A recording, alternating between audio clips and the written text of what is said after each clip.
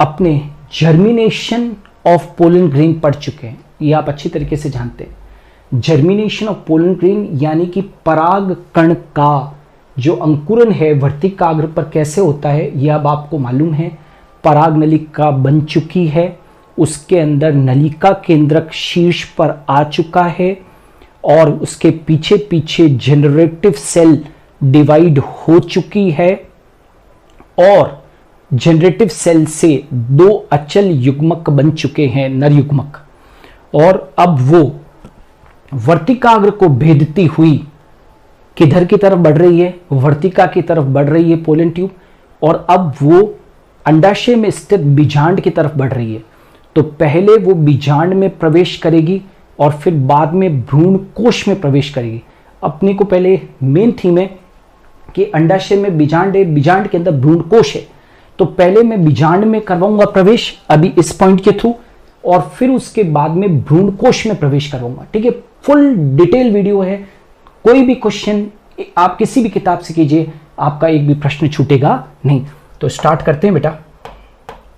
Now देखिएगा, सबसे पहले बीजांड के अंदर प्रवेश है ना, बीजांड में प्रवेश, entry of pollen tube into the ovule. ये कई सारे बच्चों के प्रश्न होते हैं कि आखिर बीजांड के अंदर प्रवेश का रास्ता क्या है, राइट। तो यहां पर देखिएगा, अंडाशय में पहुंचकर पराग नलिका का सिरा, क्या कहा मैंने, अंडाशय में जैसे ही पहुंचेगी, मालूम है ना अंडाशय क्या है, वर्तिकाग्र, वर्तिका और अंडाशय। तो अंडाशय में जैसे ही पराग नलिका पहुंचेगी तो उसका सिरा बीजांड की ओर क्या हो जाता है, मुड़ जाता है। ठीक है, और आप सब जानते हैं कि बीजांड के अंदर प्रवेश के लिए पराग नलिका को नहीं मालूम है कि उसको बीजांड के अंदर प्रवेश करना है। बहुत सारे ऐसे सब्सटेंसेस सिक्रीट होते हैं, राइट, जो पराग नलिका को रासायनिक दिशा निर्देश देते हैं। मैंने कहा था ना, पोलन ट्यूब की वृद्धि कीमोट्रॉपिक है, रसायनुवर्ती होती है। ठीक है, ये ध्यान रहे।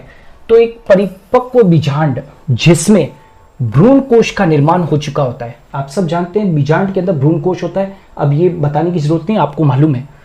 अंडाशय में पराग नलिका को ऑब्ट्यूरेटर्स बीजांड द्वार की ओर निर्देशित करते हैं।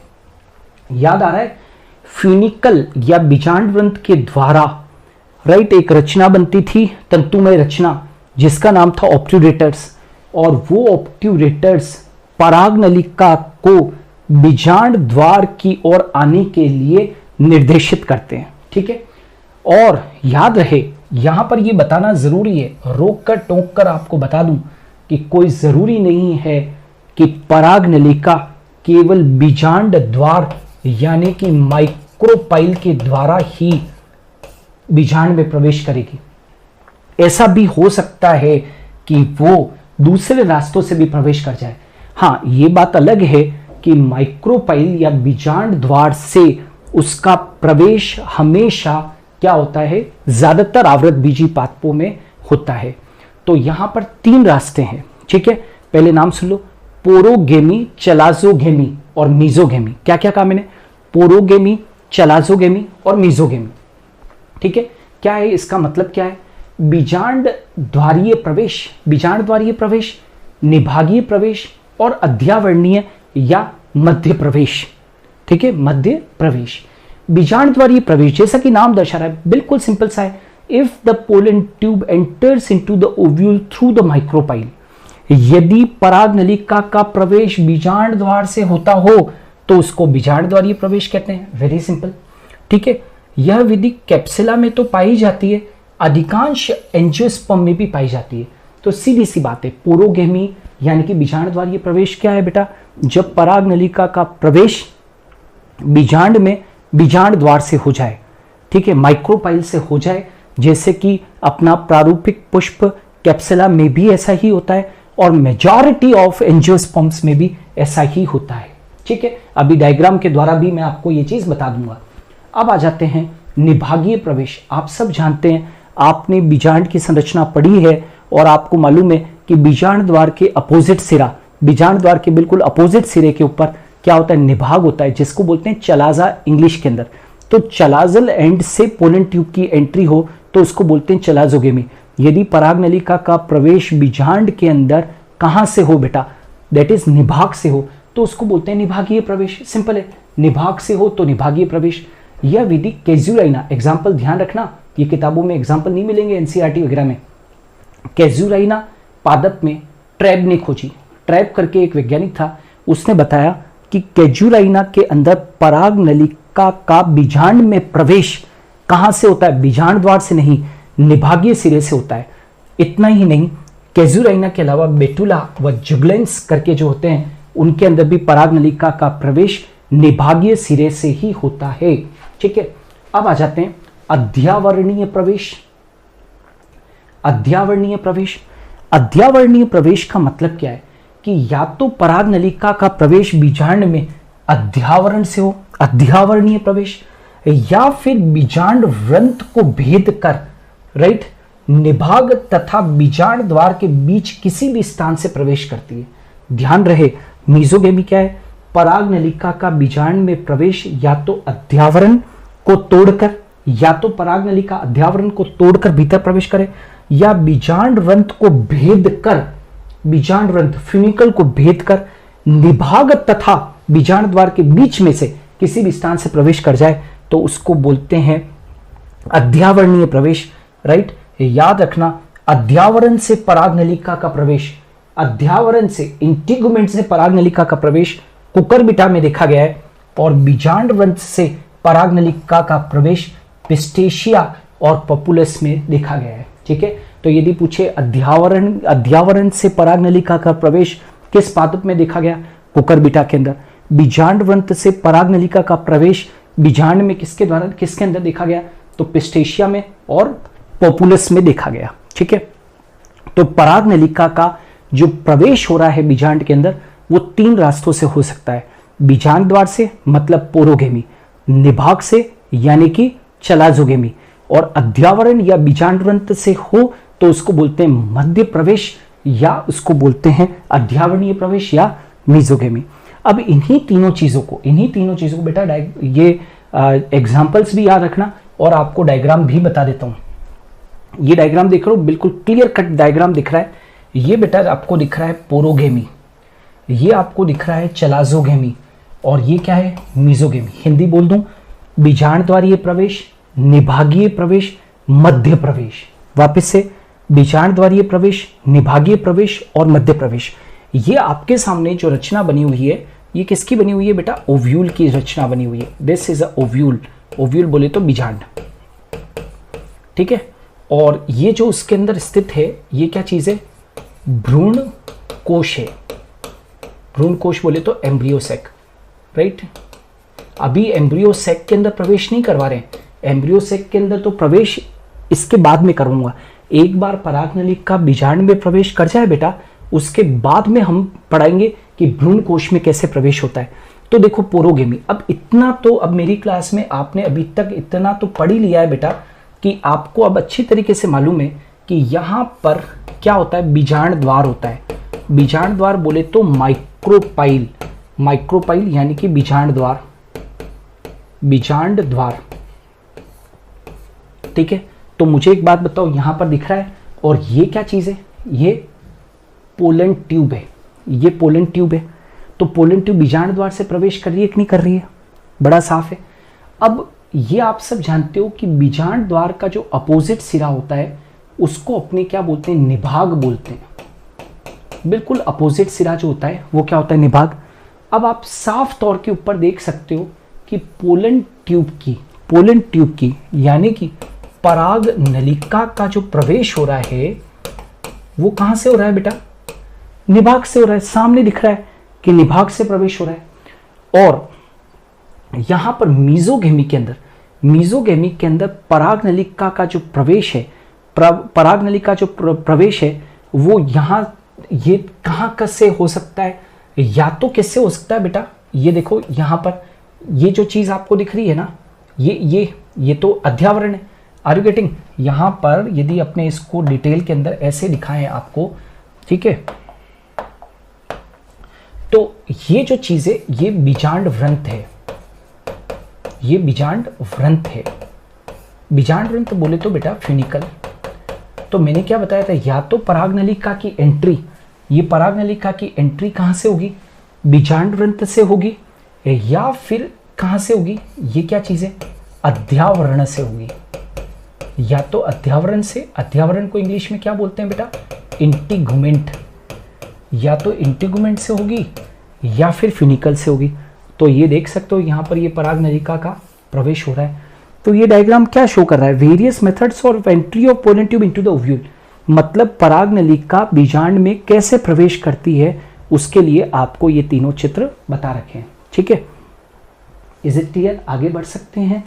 चलो, मतलब अब कुल मिलाकर हम ये फर्टिलाइजेशन के अंदर हम धीरे धीरे फर्टिलाइजेशन की तरफ बढ़ रहे हैं।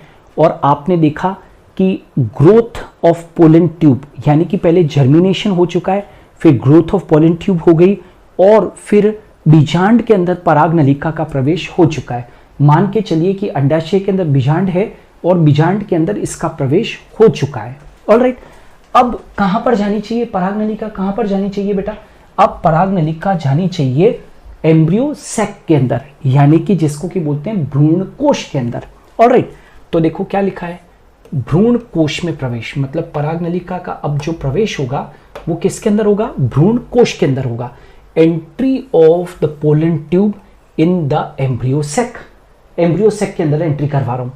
ठीक है, अब पराग नलिका अंडाशय में पहुंचकर बीजांड की तरफ वृद्धि करती है। ये तो आप सब जानते हो, अंडाशय में जब पहुंची थी तो उसने बीजांड की तरफ वृद्धि कर दी, बीजांड में प्रवेश भी कर गई। बीजांड में प्रवेश करने के बाद यह अंड उपकरण की तरफ वृद्धि करती है। अंड उपकरण तो समझते हो बेटा, अंड उपकरण क्या है? यहां पर अंड उपकरण बना दें। ये अंड उपकरण ये रहा, ये क्या चीज है? भ्रूण कोश है। ये अंड उपकरण है ना, अंड समुच्चय।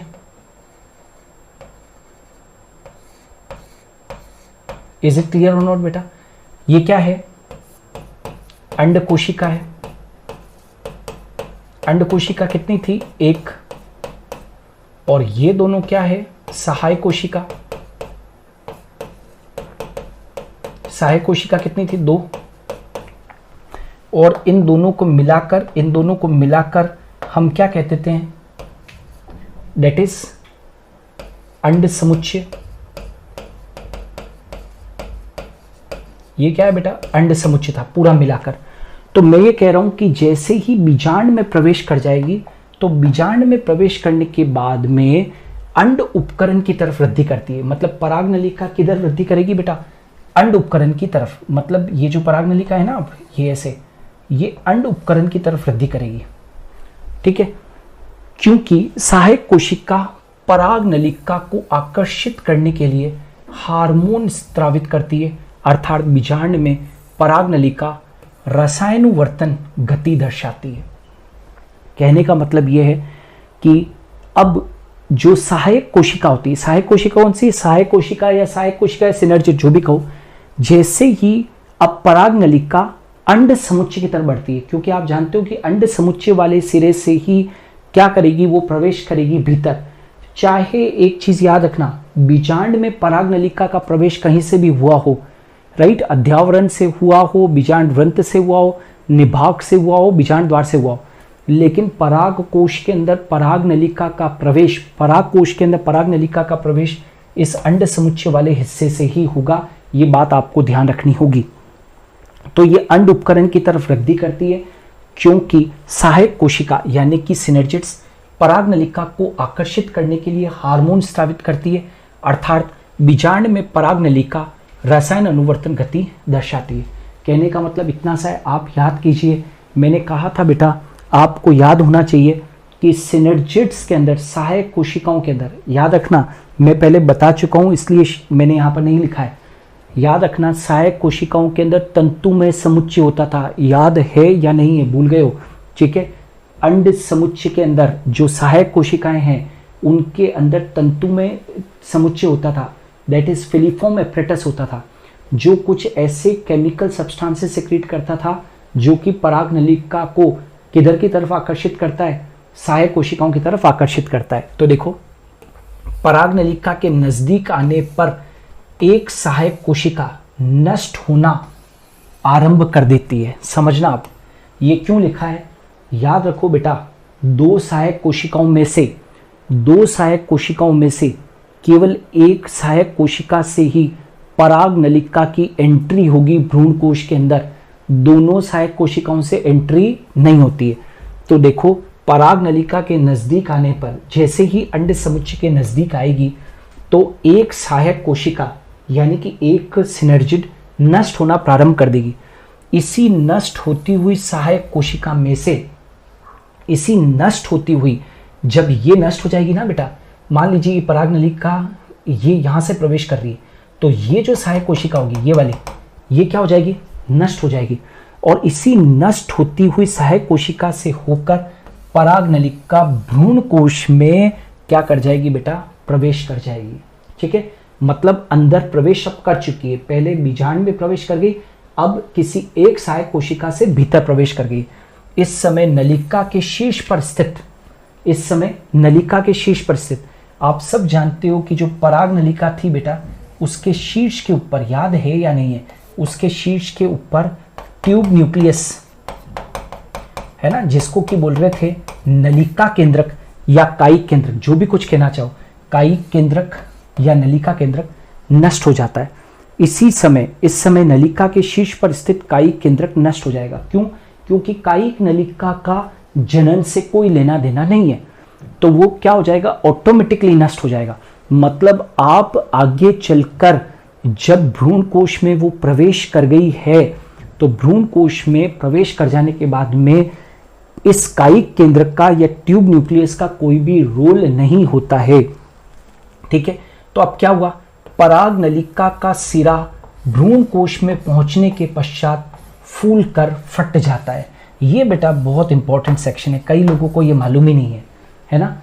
याद रखना, पराग नलिका का जो सिरा होता है, क्या कहा मैंने, पराग नलिका का जो सिरा है बेटा, वो ध्यान रखना है कि आगे से जैसे ही वो सहायक कोशिका से पराग नलिका प्रवेश करेगी भ्रूण कोश के अंदर, तो पराग नलिका का सिरा भ्रूण कोश में एक पर्टिकुलर प्रक्रिया होगी, एंडोस्मोसिस होगा, मतलब अंतः परासरण की क्रिया होगी। एंडोस्मोसिस का मतलब समझते हो, यहाँ पर एंडोस्मोसिस का मतलब लिख देता हूं। एंडोस्मोसिस का मतलब होता है अंतः परासरण। क्या कहा मैंने, अंतः परासरण की क्रिया होगी, अंतः परासरण की क्रिया होगी बेटा। और कोई लिक्विड अंदर प्रवेश करेगा, नेचुरली कि लिक्विड पराग नलिका में प्रवेश करेगा, तो उसका सिरा फूलकर क्या हो जाएगा, फट जाएगा। जब सिरा फूलकर फट गया, तो जो भी कुछ कंटेंट है पराग नलिका के अंदर, वो कहां पर डाल दिया जाएगा, भ्रूण कोश के अंदर डाल दिया जाएगा। तो ये देखो क्या होगा, पराग नलिका के फटने से इसकी सभी अंतर वस्तुएं जो है, यानी कि दो नरयुग्मों सहित भ्रूण कोश की नष्ट होती हुई सहायक कोशिकाओं में मुक्त हो जाती है। मतलब सहायक कोशिका से इसका प्रवेश हुआ ना, इस सहायक कोशिका से प्रवेश हुई ना, तो सहायक कोशिका तो किसका भाग है, भ्रूण कोश का ही तो भाग है, तो वो नष्ट हो गई। तो जैसे ही नष्ट होती है, तो वहां से पराग नलिका पराग कोश के ये भ्रूण कोश के भीतर प्रवेश कर गई पराग नलिका।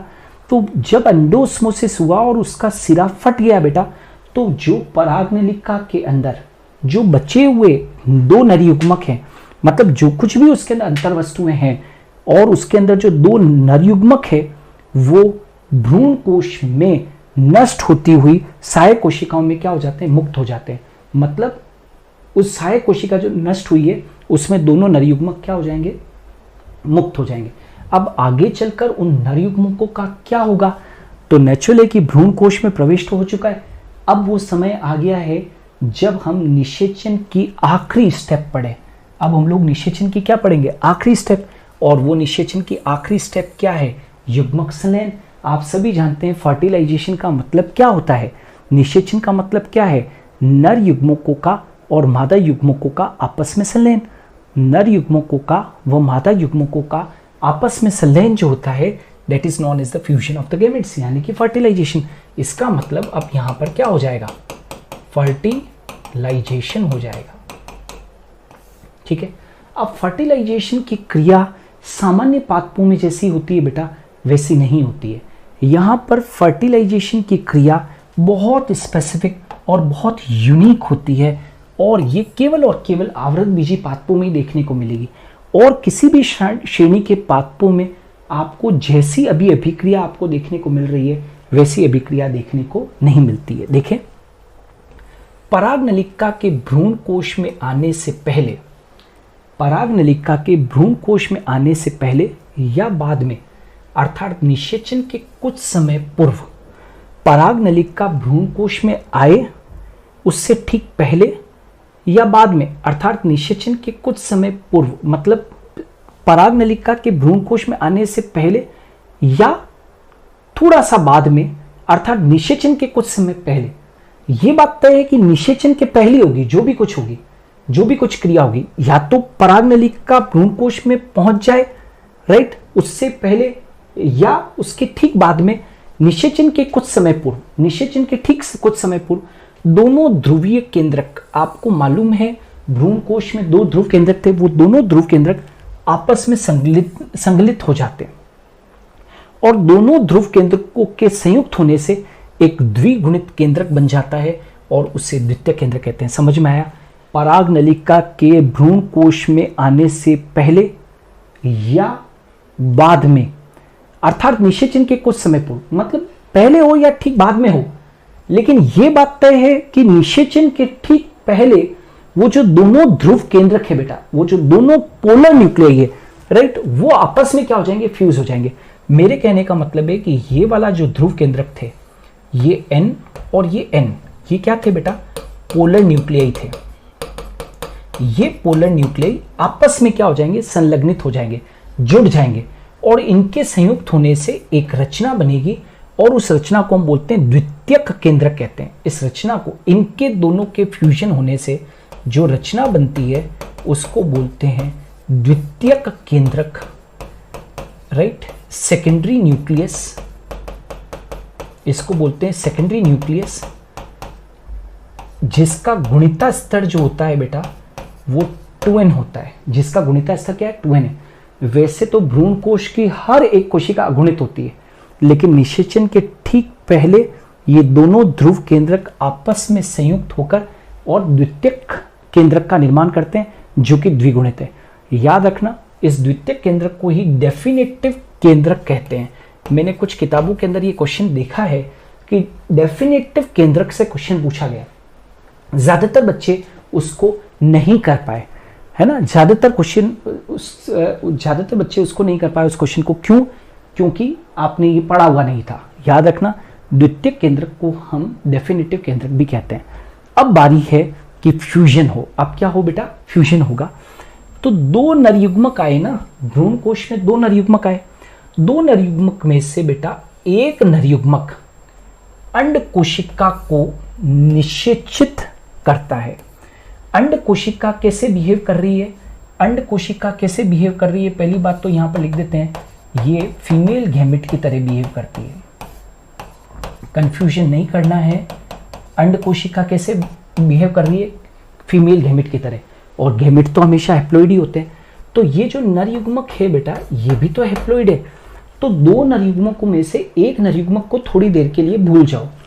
एक नरयुग्मक सबसे पहले अंड कोशिका से क्या करेगा, निषेचन करेगा, और निषेचन करेगा तो नेचुरल है कि एक नरयुग्मक जब एक मादा युग्मक से जुड़ेगा तो नेचुरल है कि एक द्विगुणित क्या बनाएगा, युग्मनज का क्या करेगा, निर्माण, जिसको कि हम इंग्लिश के अंदर जाइगोट कहते हैं। और नर युग्मक और मादा युग्मक के संलयन की इस प्रक्रिया को, नर युग्मक और मादा युग्मक के संलयन की इस प्रक्रिया को सिनगैमी कहते हैं। याद रखना, कई लोगों को कंफ्यूजन है। आज जो अभी पढ़ा रहा हूं उसको बहुत अच्छे से दिमाग में सेट कर लेना। अभी सिनगैमी हुई है, नर युग्मक और मादा युग्मकों का संलयन हुआ है, राइट। इसको प्योरली हम क्या कहते हैं, सिनगैमी कहते हैं। इस क्रिया को देखिएगा, ध्यान दीजिएगा, इसको सत्य निषेचन कहा गया। This is called as true fertilisation. एक बात बताओ, नर युग्मक और मादा युग्मक का जब संलयन हो रहा है तो उसको तो ट्रू फर्टिलाइजेशन कहूंगा ना बेटा। तो ये ट्रू फर्टिलाइजेशन है, ठीक है। अब यहां पर देखिएगा, मैं ऊपर इस स्लाइड के ऊपर एक हेडिंग डाल देता हूं। एक हेडिंग डालते हैं बेटा, दैट इज डबल फर्टिलाइजेशन। यहां पर मैंने लिखा डबल फर्टिलाइजेशन।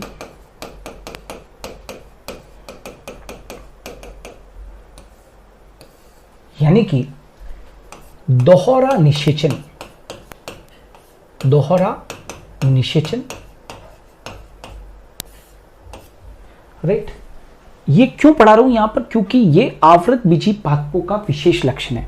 अब क्या क्या हो रहा है जरा देखें, 2 बार अपने पढ़ते हैं किस तरीके से होगा। सबसे पहले 2 नर युग्मक है ना बेटा, तो इमेजिन करो ये एक फर्स्ट मेल गैमेट है। मैंने फर्स्ट नाम दिया, काल्पनिक नाम दिया है कि 2 नर युग्मकों में से मैंने एक को नाम दिया है फर्स्ट और दूसरे को नाम दिया है सेकंड। नर युग्मक है तो बेटा तय है कि नर युग्मक n ही होता है। अरे युग्मक तो हमेशा ही अगुणित होते हैं, अब तो इतना तो क्लियर हो गया होगा। तो ये जो मेल गैमेट है वो सबसे पहले क्रिया करता है एग सेल के साथ में, अंड कोशिका के साथ में। एग सेल, ये जो अंड कोशिका है ये n है, मतलब ये मादा युग्मक की तरह बिहेव करेगी, ये मादा युग्मक की तरह बिहेव करेगी। और इसको हम क्या मान रहे हैं, n मान रहे हैं, ये भी मादा युग्मक है। तो ये जो आपके सामने क्रिया बनी हुई है ये प्योरली एंड प्योरली, इसको मैं क्या कहूंगा, ये सिनगेमी हो रही है बेटा, ये सिनगेमी हो रही है। सिनगेमी को हम बोलते हैं युग्मक संलयन, ये हुआ है युग्मक संलयन। और इन दोनों के जुड़ने से, इन दोनों के जुड़ने से मतलब n+n के जुड़ने से यहां पर एक रचना बनेगी और उस रचना को मैं कहूंगा दैट इज जाइगोट। ये बन गया जाइगोट। जाइगोट को हिंदी में बोलते हैं युग्मनज, राइट, युग्मनज बन गया। और युग्मनज बट नेचुरल है कि कैसा होगा, द्विगुणित होगा।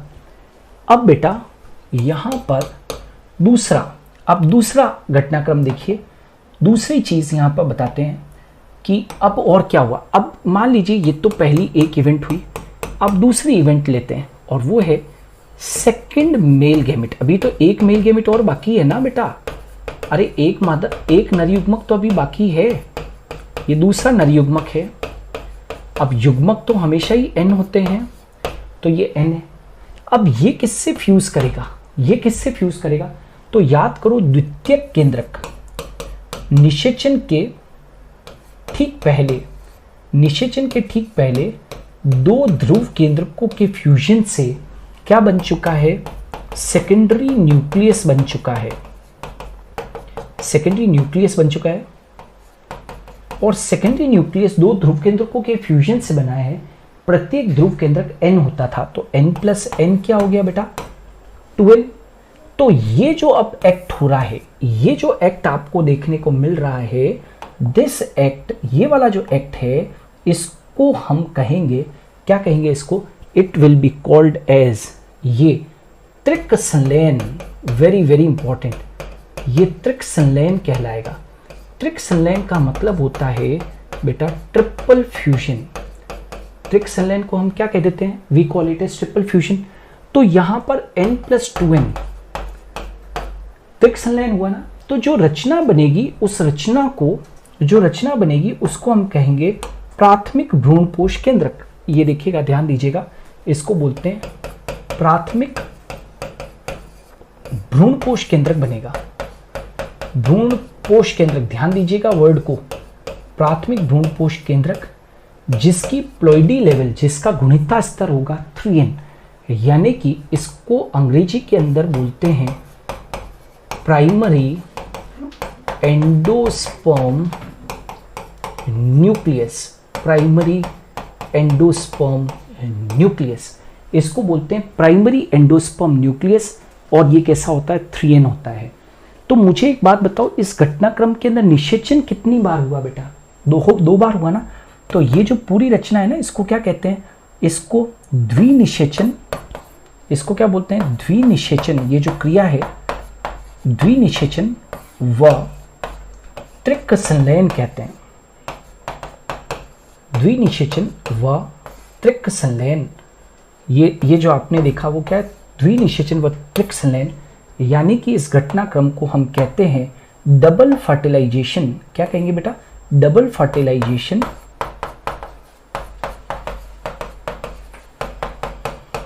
एंड ट्रिपल फ्यूजन कहेंगे इसे, double fertilisation and triple fusion. और ये आवृत बीजी पादपों की विशेषता है, ये आवृत बीजी पादपों की विशेषता है। स्टार लगा दिया है। द्विनिषेचन और त्रिक संलयन किसी और अन्य पादप में देखने को नहीं मिलता है। ठीक है, तो यहां तक तो ये बता ही दिया था, पहला फर्टिलाइजेशन तो बता ही दिया था।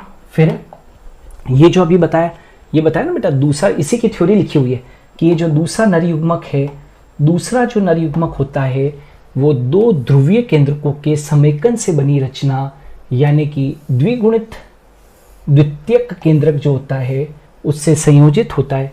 इस क्रिया को त्रिक संलयन या ट्रिपल फ्यूजन या त्रिसंयोजन कहते हैं। इस त्रिसंलयन के फलस्वरूप एक त्रिगुणित केंद्रक बन जाता है, जिसका नाम क्या दिया बेटा, प्राथमिक भ्रूणपोष केंद्रक या प्राइमरी एंडोस्पर्म न्यूक्लियस, जिसको कि हम क्या कह देते हैं, पेन कह देते हैं। पेन का मतलब होता है प्राइमरी एंडोस्पर्म न्यूक्लियस। क्लियर। और एंजियोस्पर्म्स के अंदर में एक ही समय में, एंजियोस्पर्म में एक ही समय में कितनी बार निषेचन हुआ है बेटा, 2 बार। सामने दिख रहा है, ये डायग्राम देखा है नहीं दिखा, 2 बार निषेचन हो रहा है, एक ये रहा एक ये रहा, 2 बार निषेचन हुआ है। तो इस संपूर्ण घटनाक्रम को हम कह देते हैं द्विनिषेचन। क्या कह देते हैं, द्विनिषेचन। और it is the unique feature of the angiosperm. बाकी किसी भी श्रेणी के पादपों में इस प्रकार का दोहरा निषेचन नहीं पाया जाता है, ये केवल और केवल इन्हीं पादपों में पाया जाता है। गॉट इट बेटा। नाउ द्विनिषेचन की खोज सर्वप्रथम नवाश्चिन ने की, और वो भी किस पादप में की, एक तो लीलियम और दूसरा कौन सा पादप था बेटा, फ्रिटिलेरिया पादपों में की। याद रहे, एग्जाम के अंदर गलती मत करना बेटा, निषेचन पूछे कि निषेचन की खोज किसने की, तो बोलोगे मोनोट्रोपा प्लांट में, मोनोट्रोपा प्लांट के अंदर स्ट्रासबर्गर ने की। और यदि द्विनिषेचन पूछे जो अभी अपन ने पढ़ा, तो वो नवाश्चिन ने की थी उसकी खोज लीलियम और फ्रिटिलेरिया में। तो एक बार बहुत अच्छे से मैंने जितना सिंपल कर सकता था द्विनिषेचन को, उतना सिंपल आपके सामने कर दिया है। राइट। ये डबल निषेचन जब भी आप बोर्ड में भी कभी आता है कि दोहरा निषेचन को बताइए, आप इस तरीके से बना दीजिए, you will get full marks, कोई दिक्कत ही नहीं है। ठीक है, आगे बढ़ सकते हैं। सो अब ये कुछ और विशेषताएं बता रखी है बेटा, जो आपके मन में प्रश्न जो अभी उठ रहे हैं ना, उसका और भी कुछ निराकरण होगा। यहां पर देखिए, द्विनिषेचन की क्रिया में 5 केंद्रक भाग लेते हैं और 3 युग्मक, 5 केंद्रक और 3 युग्मक। Very very very very important. कैसे 5 केंद्रक कैसे, तो पहले इसका जवाब दे दूं, 5 केंद्रक कैसे। तो देखो 5 केंद्रक कैसे, एक तो नरयुग्मक का केंद्रक, एक तो नरयुग्मक का केंद्रक, क्लियर है। दूसरा केंद्रक किसका, दूसरा एक और नरयुग्मक का केंद्रक, ये एक नरयुग्मक का और केंद्रक होगा। चलो तीसरा एक अंड कोशिका, एक अंड कोशिका जो कि मादा युग्मक की तरह कार्य कर रही है, उसका युग्मक मतलब उसका केंद्रक। फिर जो द्वितीयक केंद्रक था, द्वितीयक केंद्रक, द्वितीयक केंद्रक कितने ध्रुव केंद्रकों से बना था, 2 ध्रुव केंद्रकों से निर्मित, 2 ध्रुव केंद्रकों से निर्मित था बेटा, याद है ना, 2 ध्रुव केंद्रकों से निर्मित था।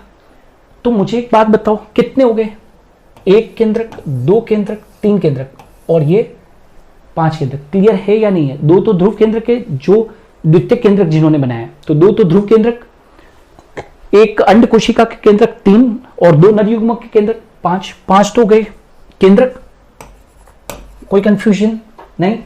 और 3 युग्मक, 3 युग्मक कैसे, 1 नरयुग्मक, दूसरा नरयुग्मक और 1 अंड कोशिका भी तो बेटा मादा युग्मक। बार बार मैंने कहा है कि इसको मादा युग्मक माना है हमने। ये जो अंड कोशिका ये भी तो क्या है, मादा युग्मक है। तो 3 युग्मक भाग लेंगे द्विनिषेचन के अंदर और 5 केंद्रक भाग लेंगे।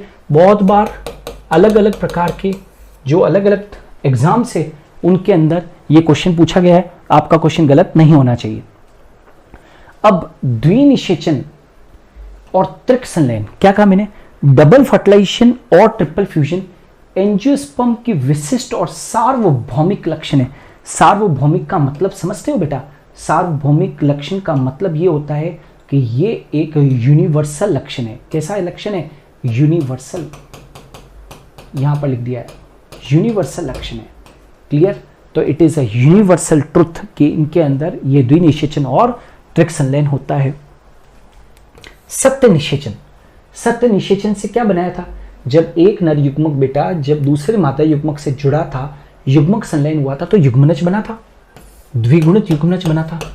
इसी द्विगुणित युग्मनज से याद रखना, क्योंकि कल से फिर भ्रूणीय परिवर्तन वगैरह और वो सब चालू हो जाएगा, इसी द्विगुणित युग्मक से आगे चलकर और भ्रूण बनेगा। और यदि युग्मनज द्विगुणित है तो बनने वाला भ्रूण भी क्या होगा? द्विगुणित होगा। तो आज आपने क्या सीखा कि आगे चलकर यही जाइगोट यानी कि यही युग्मनज क्या बनाएगा बेटा? भ्रूण बनाएगा। और वेरी वेरी वेरी इंपॉर्टेंट, त्रिक संलयन से निर्मित जो प्राथमिक भ्रूणपोष केंद्रक है जिसका गुणिता स्तर 3n है, यही आगे चलकर प्राथमिक भ्रूणपोष केंद्रक ही आगे चलकर भ्रूणपोष का निर्माण करेगा। और याद रखना, भ्रूणपोष बोले तो एंडोस्पर्म, भ्रूणपोष बोले तो एंडोस्पर्म। ये एंडोस्पर्म कैसा है बेटा? 3n है, क्योंकि इसको निर्मित करने वाला जो प्राथमिक भ्रूणपोष केंद्रक है, प्राइमरी एंडोस्पर्म न्यूक्लियस है, वो भी तो कैसा है? त्रिगुणित है। तो बनने वाला एंडोस्पर्म भी क्या होगा? त्रिगुणित होगा। और यही एंडोस्पर्म वृद्धि करने वाले भ्रूण को पोषण प्रदान करेगा। It will provide the nutrition to the growing embryo. समझ में आया कि नहीं आया बेटा? अब निषेचन के बाद, निषेचन जब हो गया है तो प्राथमिक भ्रूणपोष केंद्रक तथा द्विगुणित युग्मनज के अतिरिक्त भ्रूण कोश में स्थित प्रतिमुखी कोशिकाएं, ध्यान दीजिएगा, जिनको एंटीपोडल सेल कहते हैं, प्रतिव्यसांत कोशिका कहते हैं, सहायक कोशिकाएं जिनको सिनर्जिड्स कहते हैं। और बस युग्मनज को केवल क्या क्या बच गया? निषेचन के पश्चात 2 ही चीजें बच जाएगी बेटा, याद रखना। निषेचन के पश्चात इस भ्रूण कोश में केवल 2 ही चीजें बच जाएगी। एक तो ये पेन बोले तो प्राथमिक भ्रूणपोष केंद्रक, ये बच गया। और दूसरी जो चीज बची वो क्या बच गई? जाइगोट। अरे समझ में आ रहा है? जाइगोट बोले तो युग्मनज और पेन बोले तो प्राथमिक भ्रूणपोष केंद्र, ये बच गया है। इसके अलावा जो शेष रचनाएं थी, जैसे कि प्रतिमुखी कोशिकाएं, यहां पर क्या थी? ये जो प्रतिमुखी कोशिकाएं ये क्या हो जाएगी? नष्ट। राइट? सहायक कोशिकाएं, भ्रूण कोश में उपस्थित प्रतिमुखी कोशिकाएं, सहायक कोशिकाएं, सभी युग्मनज को पोषण प्रदान करके क्या हो जाएगी? नष्ट। तो एंटीपोडल सेल के बाद में यहां पर जो सहायक कोशिकाएं थी वो भी क्या हो जाएगी? नष्ट। और युग्मनज को पोषण प्रदान करके और ये स्वयं भी क्या हो जाती है? नष्ट हो जाती है। तो इसका मतलब ये हुआ, निषेचन के पश्चात भ्रूण कोश के अंदर जो रचना बची है वो पेन और क्या बची है? जाइगोट। याद रहे, एक बार फिर से लिख देते हैं, पेन 3n रचना है और जाइगोट एक 2n रचना है। जाइगोट क्या है? 2n रचना है। अचल नर युग्मकों का स्थानांतरण मादा युग्मक तक पराग नलिका के द्वारा किया गया ना। अरे भाई, पराग नलिका की जरूरत क्यों पड़ी थी बेटा? पराग नलिका की जरूरत इसलिए पड़ी क्योंकि जो आवृत बीजी पादपों के अंदर युग्मक बन रहे हैं वो युग्मक अचल है, नॉन मोटाइल है। उनको अपने गंतव्य तक ले जाने के लिए, उनको अपने मंजिल तक ले जाने के लिए क्या होते हैं बेटा? पराग नलिका की जरूरत पड़ती है। और इसीलिए तो इसको क्या बोलते हैं? इस पराग नलिका का जो निर्माण हुआ है आवृत बीजों में, इसको साइफोनोगेमी कहते हैं। क्या बोलते हैं? साइफोनोगेमी। ठीक है। और याद रखना, कभी कभी ऐसा भी होता है कि एक से अधिक पराग नलिका बीजांड में प्रवेश कर जाए, एक से अधिक पराग नलिका बीजांड में प्रवेश कर जाए तो उसे हम पॉलीस्पर्मी कहेंगे, है ना। पॉलीस्पर्मी को पॉलीस्पर्मी से जोड़ के मत देख लेना। पॉलीस्पोरी अलग है। पॉलीस्पोरी मैंने आपको जब पोलन ग्रेन वगैरह पढ़ा था तब बताई थी, जाके चेक कीजिए नोट्स को। पॉलीस्पोरी अलग है, पॉलीस्पर्मी अलग है।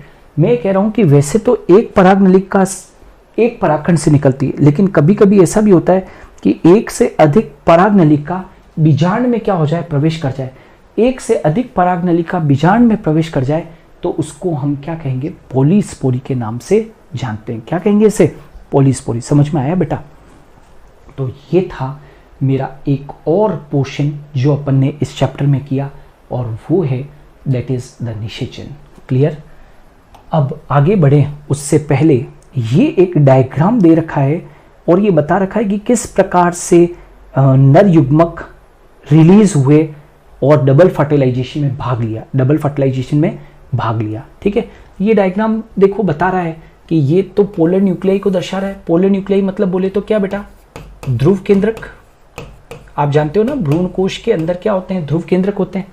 ये ध्रुव केंद्रक है, देखो और क्लियर कर दूं, ये 2 ध्रुव केंद्रक है ना। और आपको एक और चीज क्लियर करते हैं, यहां पर आप देख सकते हो कि ये रचना दिख रही है, ये वाली, ये क्या है बेटा, पराग नलिका।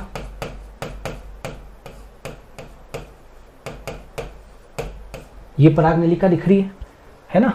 और ये एक सेल है, अंड कोशिका, ये अंड कोशिका है ना, जो मादा युग्मक की तरह कार्य करेगी। ये डायग्राम इसमें देख लो। और ये पोलन ट्यूब अंदर से क्या लेकर आ रही है, ये देखो, ये दोनों क्या है बेटा, ये दोनों क्या दर्शा रहे हैं, ये जो चीज दिख रही है ना, ये और ये दोनों क्या है, नर युग्मक है। कितने नर युग्मक दिख रहे हैं यहाँ पर, 2 नर युग्मक दिख रहे हैं। अच्छा, अब क्या लिखा हुआ है, ये क्या लिखा हुआ है, pollen tube burst and release 2 sperm. Sperm से कंफ्यूजन नहीं करना है, ये जो स्पर्म है बोले तो नर युग्मक, ये स्पर्म जो है वो क्या है, 2 नर युग्मक है। कंफ्यूजन नहीं करना है इससे, ये 2 नर युग्मक है। ठीक है, अब ये तो हो गई, अंदर जाके रिलीज हो गए।